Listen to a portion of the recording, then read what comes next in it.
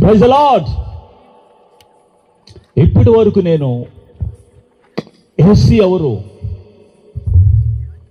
ప్రపంచానికి దేవుడున్నాడా, సృష్టికర్త ఎవరు, భూమి మీదకి ఎందుకు వచ్చాడు నశించిన దాన్ని వెతికి రక్షించడానికి, ఇవి బహుశా నువ్వు చర్చెస్కి వెళ్తున్నట్లయితే ఇవి ఆల్రెడీ తెలిసే ఉంటాయి. ఇప్పుడు నేను చర్చ్ గురించి మాట్లాడబోతూ ఉన్నాను. సంఘము, ర్యాప్చర్, రాకడ అనేది నిజమేనా, ఎప్పుడు జరుగుద్ది, ఇది 2025, ఇంకా 2050, 3000 ఇలా క్యాలెండర్ వెళ్తూనే ఉంటుందా? ప్రతి డిసెంబర్లో క్యాలెండర్లు అమ్ముతూ ఉంటారు, మనం కొనుక్కుంటూ ఉంటాం, ఇదే కదా ఎంతకాలం ఎలాగా?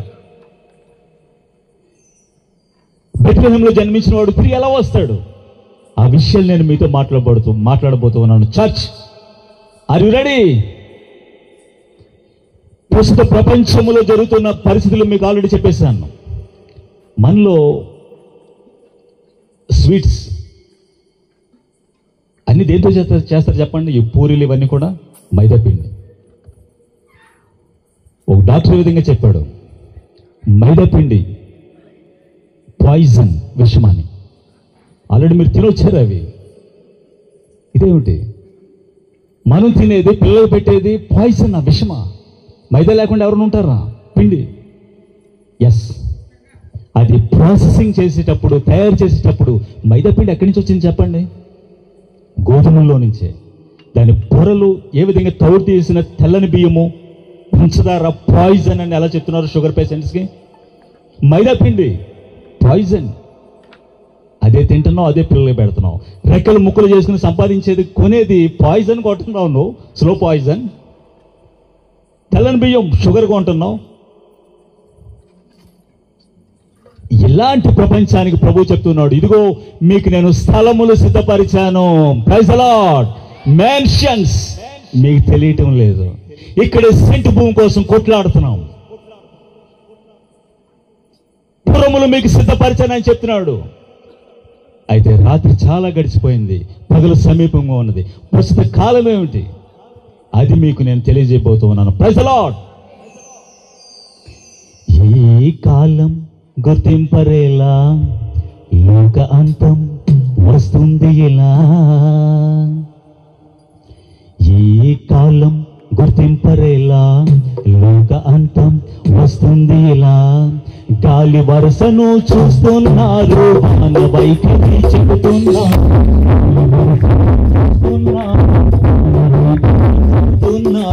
ఇదే నడవరి గడి అని గ్రహించలేరా. ఈ కాలం గుర్తింపరేలా, లోకాంతం వస్తుంది ఇలా. కనులతో చూసి చెవులతో వింటూ గ్రహింపకున్నారే, మాకు తెల్వదు అన్నా ఉంటుంది తీర్పు దినం. కనులతో చూసి చెవులతో వింటూ గ్రహింపకున్నారే, మాకు తెల్వదు అన్నా ఉంటుంది తీర్పు దినం. ఎవనికి మనం లెక్క అప్పగించాలో,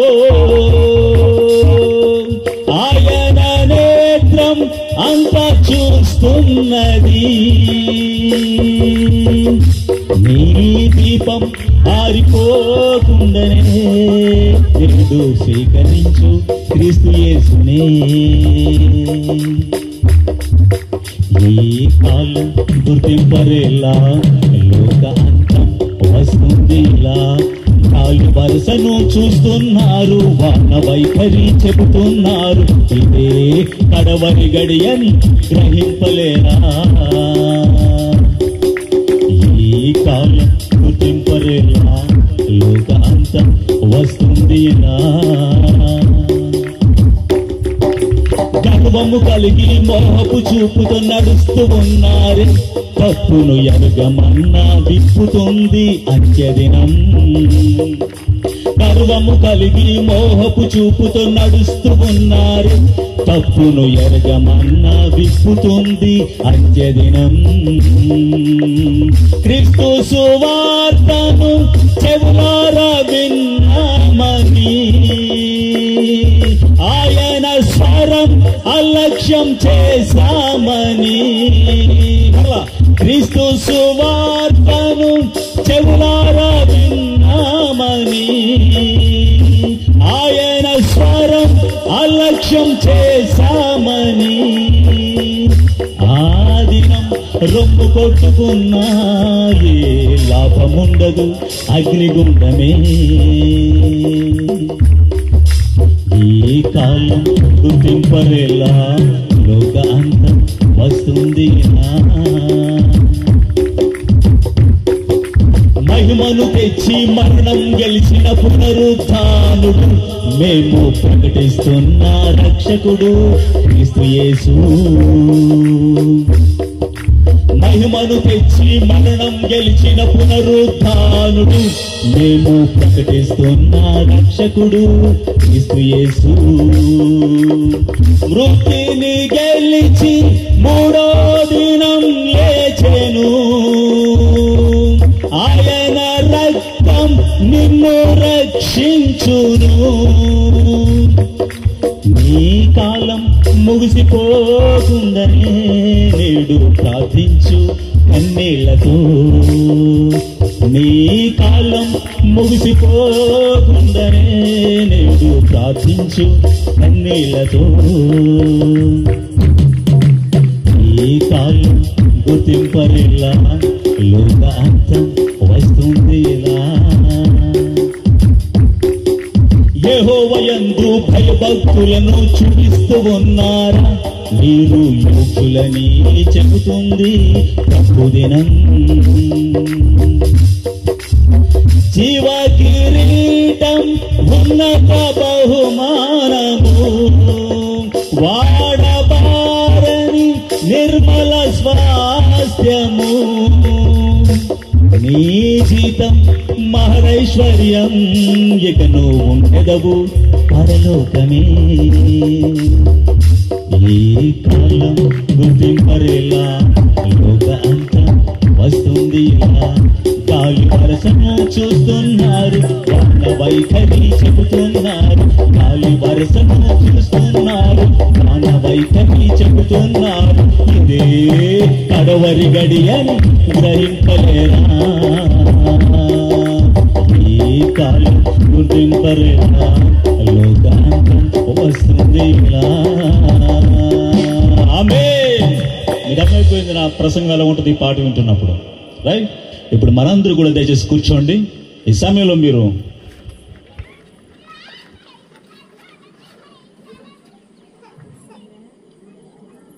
ప్రైజ్ ద లార్డ్ ఆరో వర్డ్ దయచేసి అందరూ కుడి చేతిని పైకి చూపించండి. Praise the lord.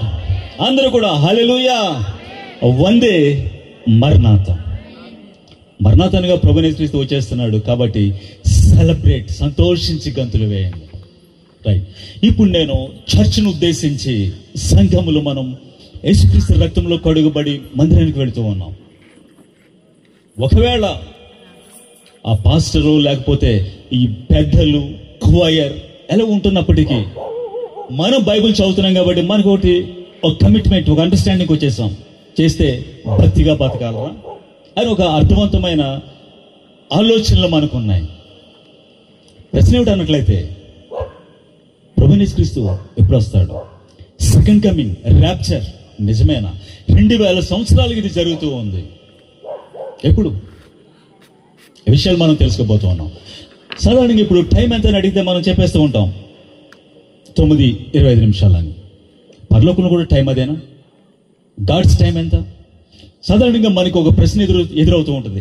నా మట్టుకు నేను ఎక్కువ సార్లు ఎదుర్కొన్న ప్రశ్న, నేనున్న చోట మన దేశంలో, వేరే దేశంలో ఉన్నప్పుడు, వేరే చోట ఉన్నప్పుడు ఇదే ప్రశ్న నన్ను, బహుశా నన్ను చూడటం లేదు, నా వాచ్ని చూస్తున్నట్టున్నారు వాళ్ళు. కాబట్టి నన్ను ఖచ్చితంగా ఇదే అడిగేవారు, టైం ఎంత, వాట్స్ ద టైం? నేను చూసుకున్నప్పుడు చెప్తూ ఉండేవాడిని. ఇప్పుడు నేను అడుగుతున్నాను, గాడ్స్ టైం, దేవుడికి వాచ్ ఉందా? బాగా వినాలి మీరు. గాడ్స్ టైం ఎంత? అసలు మనం ప్రపంచం ఎక్కడుంది? ప్రతి 4 ఏళ్లకు 5 ఏళ్ళకి ఎలక్షన్ జరిగితే మనం ఓట్లు వేయడం ఇదేనా మన పని? ఎందుకున్నాం భూమి మీద? ఇది తెలుసుకోపోతూ ఉన్నాం. ప్రభు అయిన యేసుక్రీస్తు ఆయన భూమి మీద ఉన్నప్పుడు ఆయన ఈ ప్రశ్న వేశారు, మీరు లూకాసు వార్త 12వ అధ్యాయము 54-56 ఉంటుంది. పడమటి నుండి మబ్బు వచ్చినప్పుడు వాన వస్తుంది అంటారు. ఆ విధంగానే ఉంటుంది, వస్తుంది. దక్షిణపు గాలి విసిరి కొట్టినప్పుడు వడగాలి కొట్టింది అంటారు, వస్తుంది. ఆ విధంగానే జరుగుద్ది.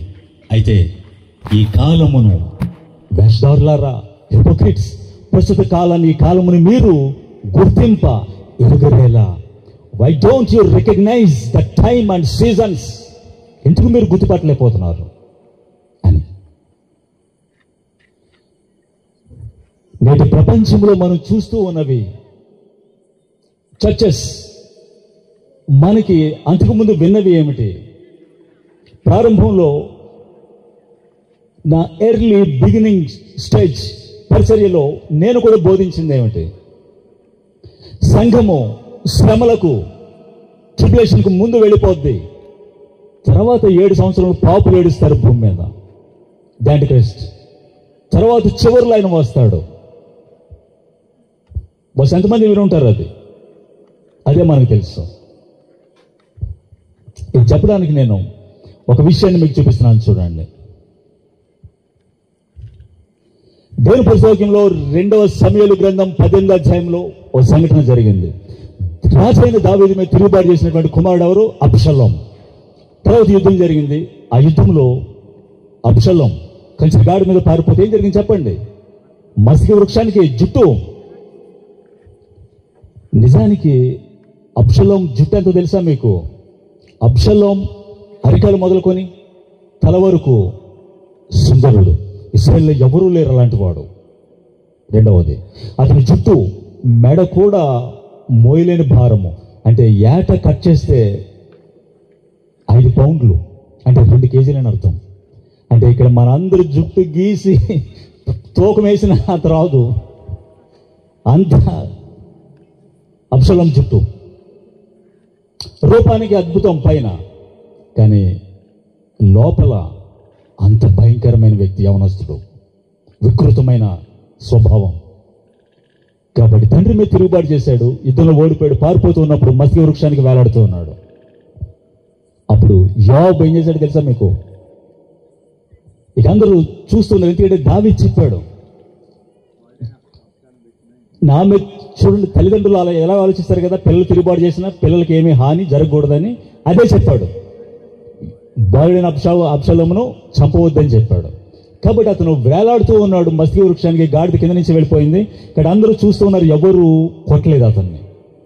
అయితే యోబు వచ్చి సైన్యాధిపతి, ఇదేంట్రా ఇంతకాలం చూస్తున్నారు, మీరు చూస్తే నేను ఊరుకుంటానని చెప్పి ఒక బాణం తీసి అతను కొట్టి చంపేశాడు. రాళ్ళు వేసి అతని మీద పాతి వేసి అలాగా. ఇది ఒక అతను పిలిచాడు, ఎవరిని తెలుసా మీకు? కూషి అనేవాడిని పిలిచి ఈ విధంగా చెప్పాడు, నీ వెళ్ళి జరిగిందేమిటో రాజుకి తెలియచేయి, దావీదుకి. ఈ లోపల మరొక వ్యక్తి వచ్చాడు, సాదోకు కుమారుడు అహిమయస్సు. ఇప్పుడు ఇద్దరి గురించి మీకు చెప్తున్నాను. అహిమయస్సు, రెండవది కూషి. అహిమయస్సు ఈ విధంగా అడిగాడు, రాజా నేను కూడా అబ్షలోం జరిగింది రాజుకి తెలియజేస్తాను, నాకు సెలవి అని అడిగాడు అహిమయస్సు అనేవాడు. ఈ యోబు సైన్యాధిపతి విధంగా చెప్పాడు, ఏముంది ఇందులో బహుమానం తెచ్చేది చెప్పడానికి, నీకెందుకు నాయన, నువ్వు ఉండు, మరొకడు వెళ్తున్నాడని. లేదు లేదు నేను వెళ్తానని చెప్పి అహిమయస్సు కూషి కంటే ముందుగా వేగంగా పరిగెత్తుకెళ్ళాడు. కూషి అనేవాడు కొండల్లో నుంచి వెళ్లాల్సిన త్రోవలో నుంచి వీడు పరిగెడుతున్నాడు, కొంచెం టైం పట్టింది. అహిమయస్సు అనేవాడు అడ్డదారుల్లో వేగంగా పరిగెత్తుకొచ్చి రాజు దగ్గరికి వచ్చేసాడు. రాజు ఆల్రెడీ గుమ్మం దగ్గర కూర్చొని చూస్తున్నాడు. రాజు దావీదు యుద్ధంలో ఏం జరిగింది సమాచారం కోసం నడుస్తూ తిరుగుతూ చూస్తున్నాడు పైనుండి. అయితే ఒకడు వస్తున్నాడని చెప్పేసరికి, సరే ఎవరు వాడు? అహిమయస్సు. పిలిచారు, సరే ఏం జరిగింది చెప్పు.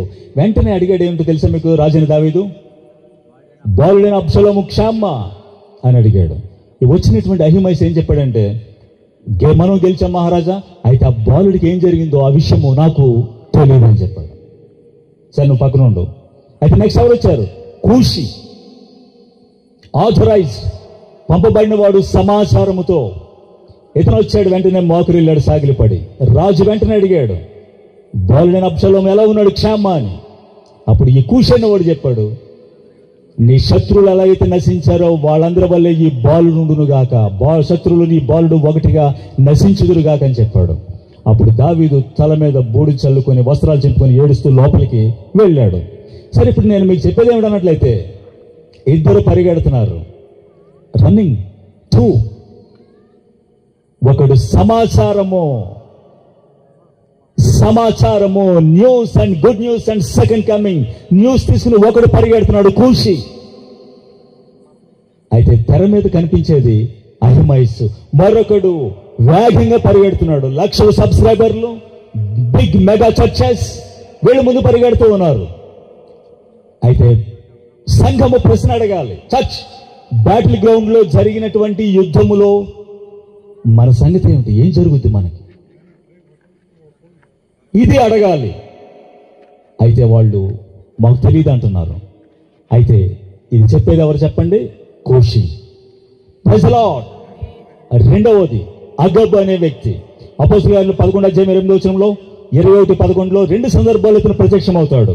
ప్రవక్తలు ఉండగా ప్రవక్తల నడుమ ప్రవక్త, అపోస్తలుల నడుమ వచ్చినటువంటి ప్రవక్త. ఏం చెప్పాడు అతను? భూలోకానికి కరువు రాబోతుందని చెప్పాడు. అంటే అంతమంది ఉండగా, పేతురు ఉండగా, బర్నబా ఉండగా, పౌలు ఉండగా ఇతనికే ఎందుకు చెప్పాడు? పరిశుద్ధాత్మ సూచిస్తుందని చెప్పాడు. అదే జరిగింది. ఎందుకు? ప్రిపేర్ అవ్వడానికి, కరువులో నిన్ను కాపాడుకోవడానికి ప్రవచనం అగబుకు వచ్చింది. రెండవది 20:11 పౌలుని ఈ విధంగా బంధిస్తారు, యెరూషలేము వెళితే అని చెప్పాడు అతను. అంటే పౌలుకి తెలియదా? అతనికి చెప్పలేదా? చుట్టూ ఉన్నటువంటి అంత్యోక్య సంఘంలో ఎంతో మంది ఉన్నారు కదా, వాళ్ళకి ఎందుకు తెలియదు? అంటే ఇన్ఫర్మేషన్, గాడ్స్ చూసన్, దేవుడు చెప్తున్న విషయాల్ని మరొకటి తీసుకొస్తూ ఉన్నాడు.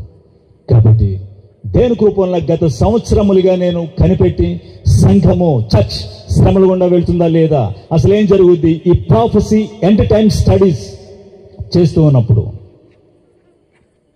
దేవుడు చూపించిన విషయాలు నేను మీకు చెప్తూ ఉన్నాను. చూడండి, ప్రస్తుతం మన కాలము వెళుతూ ఉండగా నేను ముగించేస్తున్నాను. చూడండి, బైబిల్లో ఎక్కడ ఒక వచనం కూడా కొత్త నిబంధనలో సంఘము శ్రమలకి ముందు వెళ్ళిపోద్ది, తర్వాత యాంటిక్రైస్ట్, ఈ లోకము మిగులుతారని బైబిల్ ఎక్కడ లేదు. నెంబర్ 2, సంఘం పైకి వెళ్ళిన తర్వాత గొర్రెపిల్ల పెండ్లి వివాహం ఉంటుంది కదా, పెండ్లి విందు. 19:7, 8, 9 గొర్రెపిల్ల పెండ్లి విందు జరుగుతుంది పైన. అయితే టైము ఇంతకాలము 7 సంవత్సరములా లేకపోతే 3.5 టైం చెప్పబడలేదు. మరైతే ఏమిటి జరిగేది మీకు చెప్తున్నాను. చూడండి, ప్రభువైన యేసుక్రీస్తు సెకండ్ కమింగ్, ర్యాప్చర్ జరుగుతుంది. ఎప్పుడు, దేనికి ముందు అన్నట్లయితే ఫస్ట్ మీరు గుర్తుపెట్టుకోవాల్సిన ఏంటో తెలుసా మీకు? జకర్యా 1:16, జకర్యా 14:2, ఆమోస్ 6:17, యోవేలు 3:2, ప్రకటన 11:2, దానియేలు 9:27, 11:39. ఈ వచనాలన్నీ ప్రూఫ్ బేస్ చేసుకొని నేను చెప్తూ ఉన్నది ఏమిటన్నట్లయితే, గాడ్స్ టైం ఎంత నేను చెప్పాను కదా. ఇప్పుడు నా టైం 9:30. మరి గాడ్స్ టైం, పరలోకంలో దేవుని టైం, మనకి ఏమిటి? యెరూషలేము God's time peace. God's time మరి యెరూషలేమును చూడండి. యెరూషలేము చూస్తే అర్థమవుద్ది యెరూషలేం టైం ఏమిటి అర్థమయ్యేది. యెరూషలేము విభజనకు వెళతాది. యెరూషలేమును డివైడ్ చేస్తారు. విభజన, ఇప్పుడు ఆంధ్ర తెలంగాణ విడిపోయింది కదా, యెరూషలేమును విభజన జరిగినప్పుడు గుర్తుపెట్టుకోండి. ఇప్పుడు వచనాలు మీకు చెప్పాను నేను. రెండవది, పాలస్తీనా, గాజా గురించి మనం వింటూ ఉన్నాం. అసలు ఏం జరుగుద్ది? గాజా లేకుండా మొత్తం పోతుందా? వెస్ట్ బ్యాంక్ అంటే అర్థం ఏంటి? ప్రాచీన యూదులు ఉండే ప్రాంతమే. ఇప్పుడు మనకు బెత్లెహేము, ఇవే ఇప్పుడు వెస్ట్ బ్యాంక్ అంటున్నారు. అంటే పాలస్తీనా వాళ్ళు ఉంటున్నారు అక్కడ. కాబట్టి ఏం జరుగుద్ది? పాలస్తీనా, ఈ గాజా, వెస్ట్ బ్యాంక్ రెండు కలిపి పాలస్తీనా సెపరేట్ స్టేట్, రాష్ట్రములకి దేశము ఏర్పడుద్ది. నెంబర్ 1, యెరూషలేం డివైడ్ చేయబడుద్ది. రెండవది, పాలస్తీనా సెపరేట్ స్టేట్ ఏర్పడుద్ది. మూడవది ఏమిటి? సంఘము, ద బీస్ట్, యాంటిక్రైస్ట్ మనం చూస్తాం. మార్క్ ఆఫ్ ద బీస్ట్ మనకి వాక్యంలో ఒకటి ఉంటుంది కదా, 366 ఆ ముద్ర వస్తుంది. అది తీసుకోకూడదు, మనం వెళ్ళిపోయిన తర్వాత అది వస్తుంది అని దేవుని వాక్యంలో చూడండి. ప్రకటన గ్రంథం 13 ద బీస్ట్, ద యాంటిక్రైస్ట్ ఎందుకోసం వస్తున్నాడు తెలుసా మీకు? ప్రజలందరూ, సంఘం అంతా వెళ్ళిపోతే మిగిలిన వాళ్ళు ఎవరు చెప్పండి? అన్యజనులు, స్వార్థ వినని వాళ్ళు కదా, హిందువులు, ముస్లింలు కదా. వాళ్ళని ముద్ర తీసుకోవడానికి బలవంతం చేస్తాడా? లాజికల్గా టెక్నికల్గా ఆలోచించండి కొంచెం. వాళ్ళు ఆల్రెడీ ప్రిపేర్ అయిపోయి ఉన్నారు కదా అది తీసుకోవడానికి. అయితే వాక్యం చెప్తూ ఉంది, ముద్ర తీసుకోండి అని అందరినీ బలవంతం చేస్తాడు, తీసుకోకుండా ఉన్న వాళ్ళని బిహెడింగ్, చంపుతాడని. అంటే అడ్డగించేది ఎవరు, వ్యతిరేకించేది ఎవరు? మనందరికీ తెలుసు షద్రక్ మేషక్ అబేద్నెగోలు. అక్కడ ఏం జరిగింది? దూరాన మైదానంలో ఒక విగ్రహాన్ని నిలబెట్టి ఏం చేశారు? సకల విధములైన ఆ వాయిద్యములు వినబడినప్పుడు ఏం చేశారు? ఆ సమయంలో మోకరిల్లాలి. ప్రజలందరూ ప్రిపేర్ అయిపోయి రెడీ అయిపోయారు. అయితే ఎవరిని అగ్నిగంధకల్లా వేశారు? రామ్నంటే దేవుడికి ఎప్పుడు శాస్యం ఉంటుంది. పరలోకములో అధికారం కావాలి, దేవుని వలె వర్షిప్ చేయబడాలని అనుకున్నవాడు. దేవుడు సాతాన్ని తయారు చేశాడా? లేదు. దేవుడు లూసిఫర్ని తయారు చేశాడు. వాడు ప్రధానమైన దూత, దేవుని సింహాసనాన్ని కాచేవాడు. వాడి పేరు కెరూబు. వాడు కాల్చిన రాళ్ల మధ్య సంచరించేవాడు, దేవుని సింహాసనంలో రెక్కలతో కప్పేవాడు. లూసిఫర్ పాపాత్ముడు కాదు. బాగా వినాలని చెప్పేది. వాడికి పర్ఫెక్ట్ విజ్డమ్, సంపూర్ణ జ్ఞానము, పర్ఫెక్ట్ బ్యూటీ. వాడు యథార్థవంతుడు. అయితే మరి ఏం జరిగింది? ఎందుకు పడిపోయాడు? యెషయా గ్రంథం 14 తర్వాత ఎహెజ్కేలు 28 మనం చూస్తున్నప్పుడు మహోన్నతంతో సమానంగా చేసుకోవటం అంటే దేవుడిని ఎలా వర్షిప్ చేస్తున్నాడో నాకు కావాలి. దేవుని సింహాసనం కంటే నా సింహాసనము హెచ్చుగా చేసుకుంటాను. ఇవి జరిగినప్పుడు అతనికి వార్నింగ్స్ వచ్చాయి. పిల్లలు చూడండి, వర్షం వచ్చేలాగా మనకు వార్నింగ్స్ వస్తున్నాయి. దేవుడు వార్నింగ్ ఇవ్వకుండా జడ్జిమెంట్ పంపడు. గుర్తుపెట్టుకోవాలి మీరు. హెచ్చరిక లేకుండా తీర్పు పంపించాడు. కాబట్టి పరలోకంలో లూసిఫర్కి వచ్చాయి. కానీ అతను ఎంత ఇన్ఫ్లుయెన్స్ చేశాడంటే మిలియన్ల దూతలు, బహుశా మన హిందువులు చెప్తూ ఉంటారు కదా ముక్కోటి దేవతలని.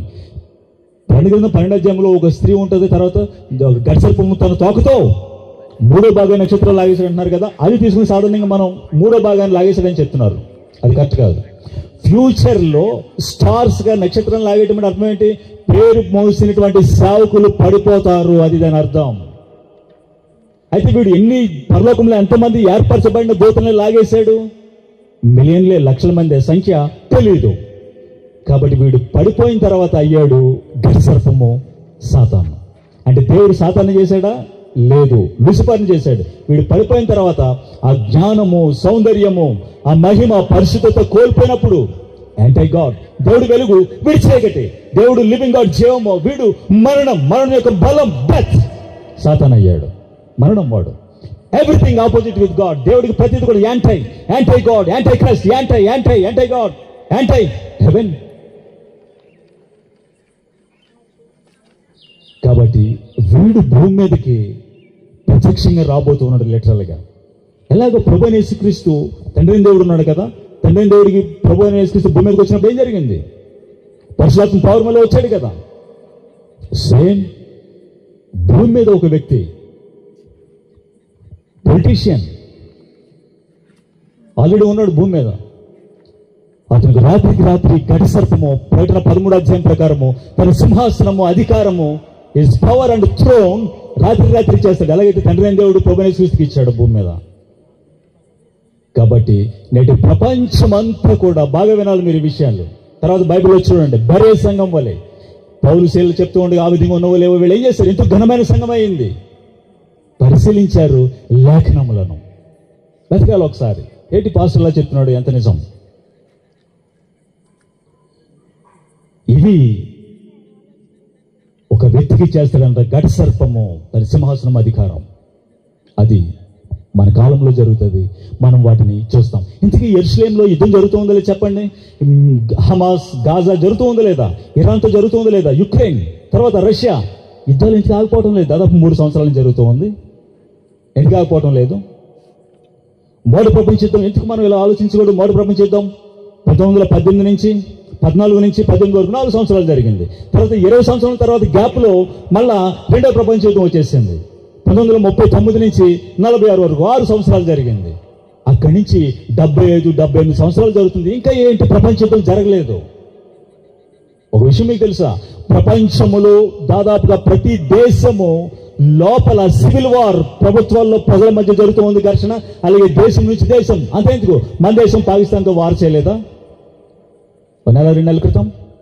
అన్ని చోట్ల, ఇటు ఆఫ్రికాలో, ఇటు చైనా, ఇటు తైవాన్, ఇటు మిడిల్ ఈస్ట్, యూరప్, రష్యా మొత్తం యుద్ధంలో ఇన్వాల్వ్. ఆల్రెడీ వరల్డ్ వార్ జరుగుతూ ఉంది. ఎప్పుడు ఆగుద్ది? అసలు ఏం జరుగుద్ది? ఇది నేను మీకు చెప్పి ముగిస్తాను. చూడండి, మనందరికీ ఒకటి తెలుసు, ప్రభు వస్తాడని. ఎస్, అది కరెక్ట్. అయితే చర్చ్ యేసుక్రీస్తు శరీరము, మనకి వన్ ఫాదర్, ఒకడే తండ్రి, వన్ గాడ్, ఒకడే దేవుడు, వన్ లార్డ్, ఒకడే ప్రభు, మనకి వన్ హోలీ స్పిరిట్, ఒకడే పరిశుద్ధాత్మ. ఎందుకు డిఫరెంట్ థియాలజీ, డిఫరెంట్ టీచింగ్స్ వచ్చేసాయి? పరిశుద్ధాత్మ తీసుకొచ్చాడా? మీకు చిన్న ప్రశ్న అడుగుతున్నాను చూడండి. ఏ మంచి తండ్రి టాడ్లర్ నడిచే పిల్లగాడిని జంక్షన్లో వదిలి పిల్లగాడిని, జంక్షన్ అంటే తెలిసేది మీకు, 4 రోడ్లు, నీకు ఇష్టం వచ్చినట్టు వెళ్ళరని వదిలేస్తాడా? చెప్పండి, వదిలేస్తాడా? డైరెక్షన్ ఇస్తాడు. రే ఇటువైపు నాడు, ఇది దారి. పరలోకపు తండ్రి సంఘాలను ఎలా వదిలేసాడా? మీకు నచ్చినట్టు బోధించుకోండి అని? లేదు. పరలోకపు తండ్రి మనల్ని కన్ఫ్యూజన్లో పరిశుద్ధాత్మ గురించి, హోలీ స్పిరిట్ గురించి, గిఫ్ట్స్, వరాల గురించి, ఫ్రూట్, ఆత్మఫలం గురించి నచ్చినట్టు బోధించుకోండి అని చెప్పేశాడా? లేదు. వీళ్ళు ఆ విధంగా చేశారు. మీకు విషయం తెలుసు కదా, చాలా చాలా చాలా వెనకటి కాలంలో పుట్టుకతోటి కళ్ళు కనపడినటువంటి 4 గుడ్డివాళ్ళు, నేను కథ చెప్తున్నాను, వాళ్ళకి పని చెప్తున్న వాడిని లీడర్ని అడిగారు. చాలాసార్లు మేము ఏనుగు కథలు వింటున్నాం, ఒకసారి ఏనుగుని చూపించకూడదా అని అడిగారు. వాడు ఒక రోజున ప్యాలెస్, మహారాజు భవనాన్ని అక్కడ ఉంది, గజేంద్రుడు ఉన్నాడు, ఏనుగు, ఎలిఫెంట్, కాబట్టి మిమ్మల్ని తీసుకెళ్తానని తీసుకెళ్ళాడు. అయితే వాళ్ళు చాలా చాలా చాలా వినేశారు, చాలా కథలు వినేశారు ఏనుగు గురించి. అమ్మవాది చాలా పెద్దది, దగ్గరికి వెళ్తే తోకేస్తుంది, ఇవన్నీ విన్నారు కాబట్టి వాళ్ళు చాలా భయపడుతూ వచ్చారు, కూర్చున్నారు అలాగా. ఏనుగు అక్కడ ఉంది. చెప్పడు ఒకని లేపి, నువ్వు వెళ్ళి చూడరా, అదిగు ఏనుగు, అదిగా అన్నాడు. ఆడు భయపడుతూ వణితే, ఆల్రెడీ చాలా వినేశాడు కదా, రకరకాలుగా వినేశాడు, దగ్గరికి వెళ్తే తోకేస్తుంది, చంపేస్తుంది. కాబట్టి వెళ్ళి అలా ముట్టుకుని వచ్చేసాడు. అడిగారు, ఏనుగు ఎలా ఉందిరా అని అడిగారు. తాడు మొక్క అని చెప్పాడు. ఏనుగు ఏమని చెప్పాడు అంటే, వీడు ఏనుగుని ఎక్కడ ముట్టుకున్నాడు?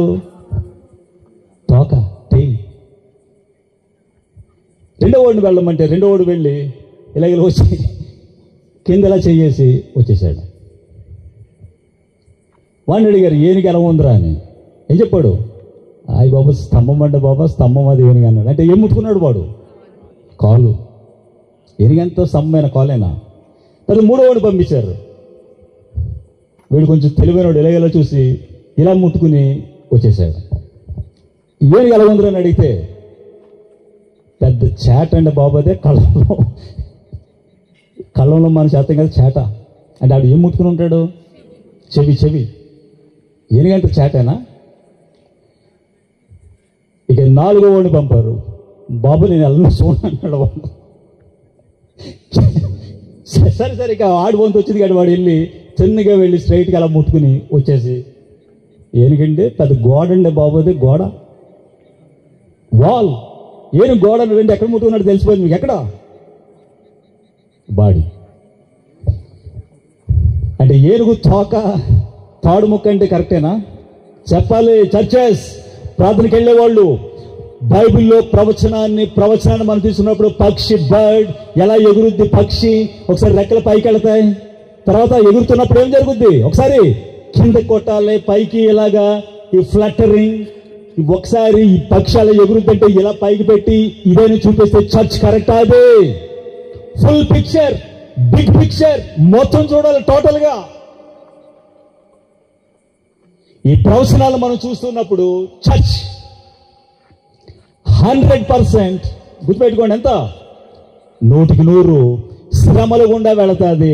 బహుశా ఇది నువ్వు మొదటిసారి వింటున్నావేమో, ఇది నిజం. అది చెప్పడానికి వచ్చాం మేము. అదిగా వర్షం ఆగింది.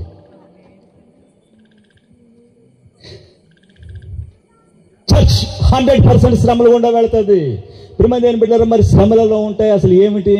ఇంతవరకు మనకు సరైన భోజనం లేదు, వస్తలేదు, ఇల్లు లేదు, బాధలు పడడం, కష్టాలు పడడం, జాబ్ కొట్టడం, ఏదో బతుకుతున్నాం. ఇది కాదు. ఫెయిత్ టెస్టింగ్, విశ్వాసానికి శ్రమలు వస్తాయి.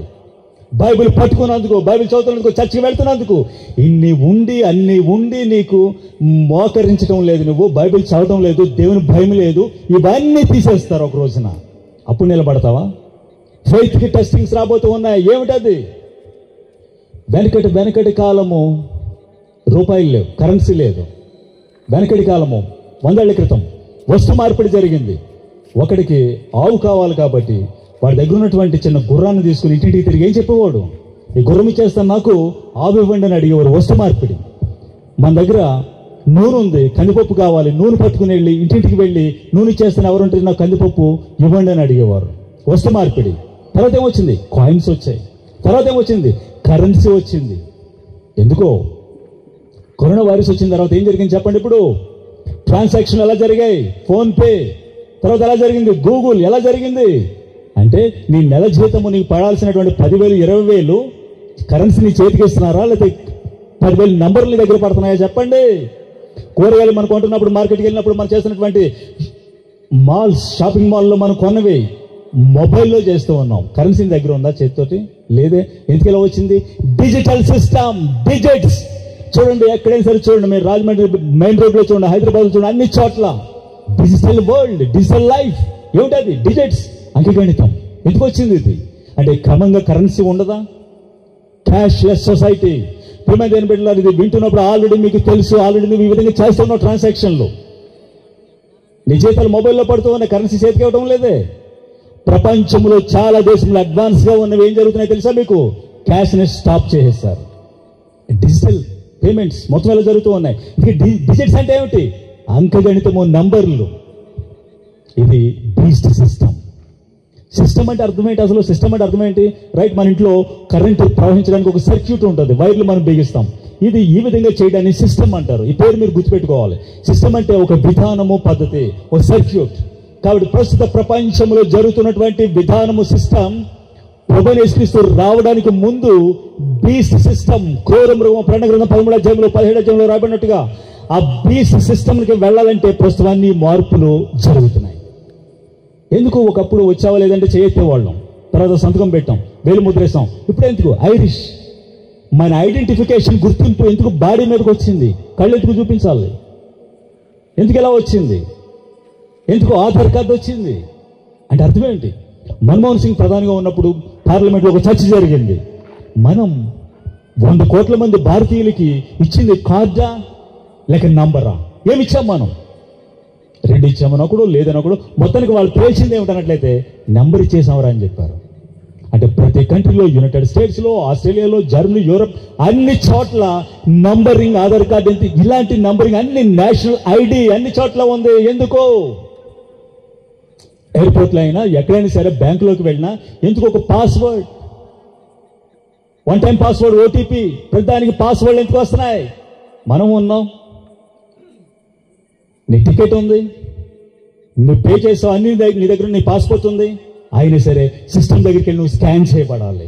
ఒకవేళ సిస్టమ్ని రిజెక్ట్ చేస్తే ఆ వ్యక్తివి నీవే, ఆ పాస్పోర్ట్ నీదే, ఆ టికెట్ నీదే, పక్కన కూర్చో అంటున్నాడు. ఎందుకంటే సిస్టమ్ యాక్సెప్ట్ చేయాలంట. ప్రియులారా వినండి, ఈ సిస్టమ్ అంతా కూడా దేనికోసమో తెలుసా? బీస్ట్ సిస్టమ్, క్రూర మృగం సిస్టమ్. ప్రభువైన యేసుక్రీస్తు రావడానికి ముందు ఈ సిస్టమ్ రావాలి.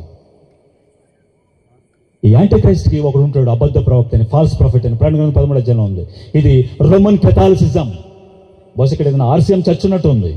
మీరు ఎంతమంది గౌరీపట్నం వెళ్తున్నారు? తిరణాలు గుండు కొట్టించుకోవడానికి తిరుపతి చాలదేమో.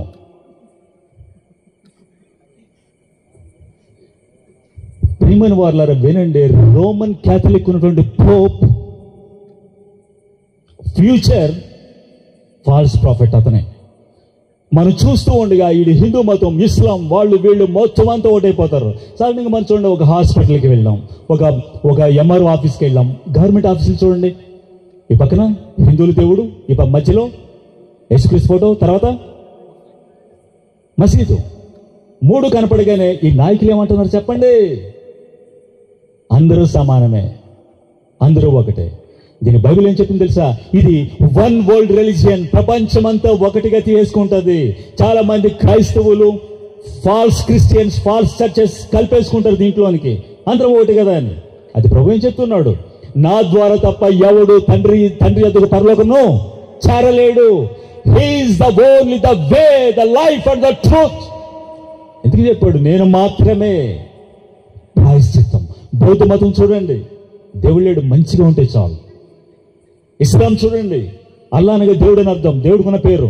దేవుడికి కుమారుడు లేడు, సన్ లేడు అని అర్థం. అయితే ప్రభువైన యేసుక్రీస్తు ఎవరు? సన్ ఆఫ్ గాడ్, దేవుని కుమారుడు. హిందూ మతాలు చూడండి, అందరూ ఒకటే. ఇది డేంజరస్, ప్రమాదము.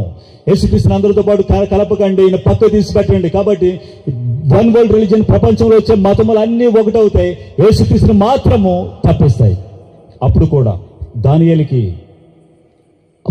దానియేలు పుస్తకం ఆరోగ్యంలో ఎంతకాలం శ్రమ వచ్చింది? 30 రోజులు. ఏం చేయాలి? 30 రోజులు రాజుకు మాత్రమే ప్రార్థన చేయాలి. మరి దానియేలు ఏం చేశాడు? అందరూ ఏం చేస్తున్నారు? ప్రార్థన చేస్తున్నారు. రాజుకే మనం చేస్తున్నారు. శత్రుఘ్న మేషక అబేద్నెగో కాలంలో ఏం చేస్తున్నారు? అందరూ సాగిలి పడుతున్నారు. కానీ రెమినెంట్ శాసము తల వంచటం లేదు. Praise the Lord. కాబట్టి శ్రమల్లో దేవునికి నిజమైనటువంటి పవిత్రమైన కన్యక ఎవరు?